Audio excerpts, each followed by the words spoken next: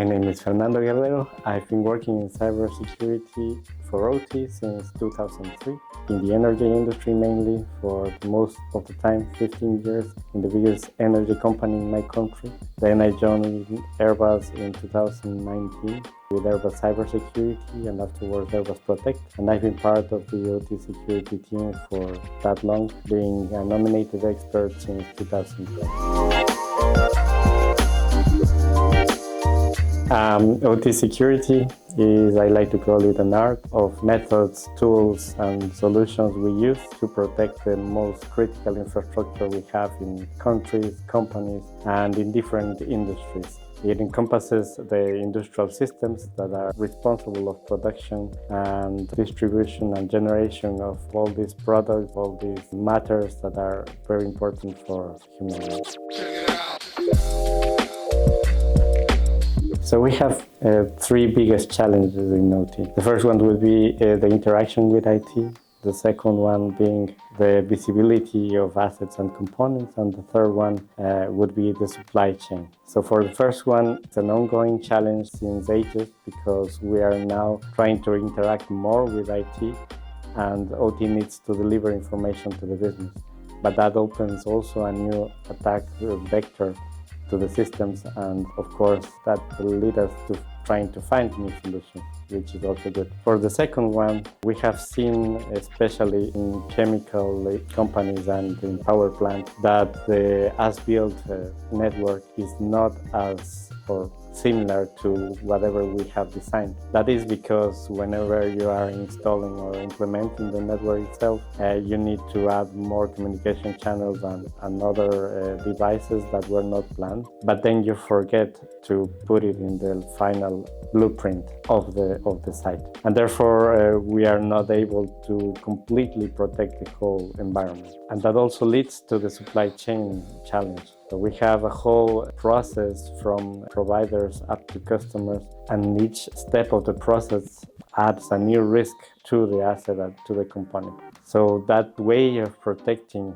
the component in each step of the process is an ongoing challenge, and we need to comply also to a new growing challenge, which is the standardization and the regulation that is being imposed by governments with NIS2, for example, the CRA, for example, and many other standards that are out there for each of the industries that we have dealt with. And that plethora of requirements could be very difficult for our customers to follow. So what we do is try to help them overcome all of those challenges in a way that is meaningful for them, that is interesting, but is also keeping their own resources in mind, so they don't spend too much, but they are also complying to what they need to comply.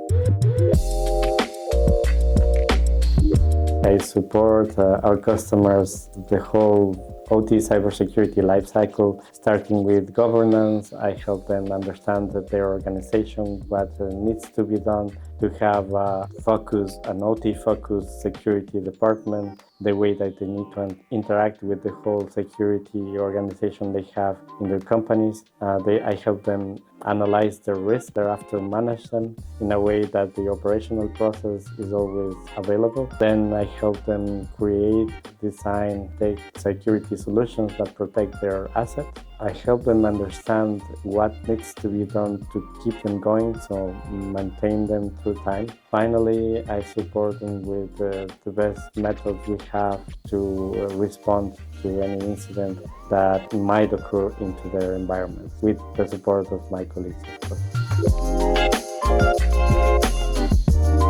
So Airbus Protect has something that I haven't seen in other companies yet. We don't only have people that are very specialized in OT, they are very curious and they are very professional in what they do, but most of them have a very deep background in industrial systems. They really know their staff. They have been there working on the field with industrial engineers, with electrical engineers, with people that really operate the machine and the systems, and that is really good. But what makes us apart is that we have very specialized teams, and we have the support of different experts in different areas. So we don't only have an OT security expert, but we also have for governance, risk, incident response, and so on. And we are part of an ecosystem that has manufacturing in its core.